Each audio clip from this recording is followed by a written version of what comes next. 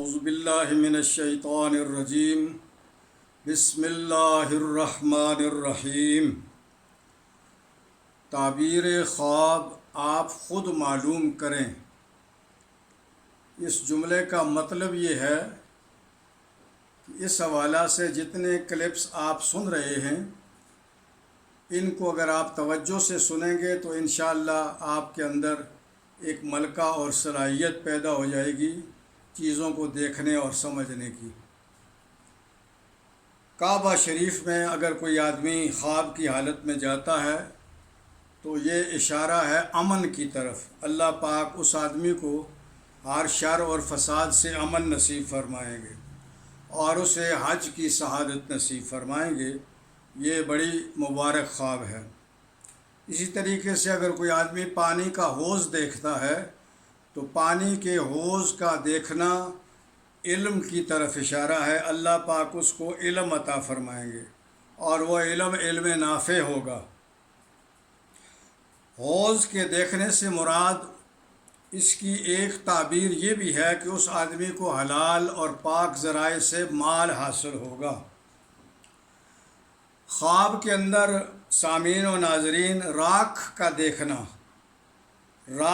دیکھنا یہ وہ علم مراد ہے جس سے آدمی کو فائدہ حاصل نہ ہو، یا اس سے مراد حرام کمائی ہے۔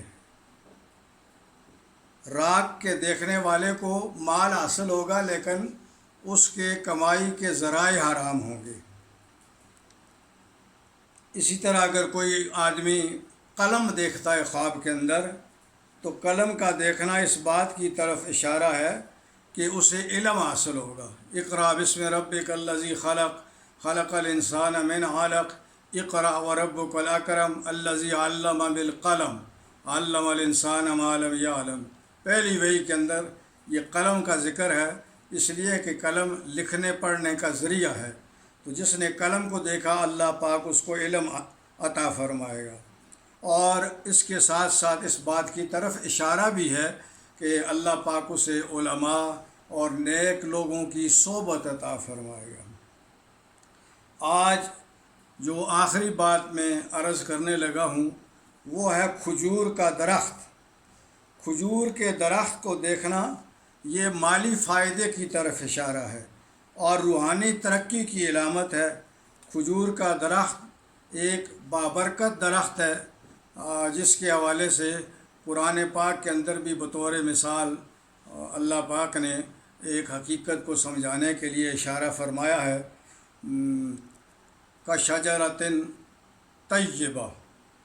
تو کھجور کا درخت یہ روحانی ترقی کی علامت ہے اور اس بات کی طرف بھی اشارہ ہے کہ کسی بڑے آدمی سے جو کسی بڑے عہدے پر ہے، منصب پر ہے، اللہ پاک اس خواب کو دیکھنے والے کو مالی فائدہ یا دینی فائدہ یا دنیاوی فائدہ عطا فرمائیں گے۔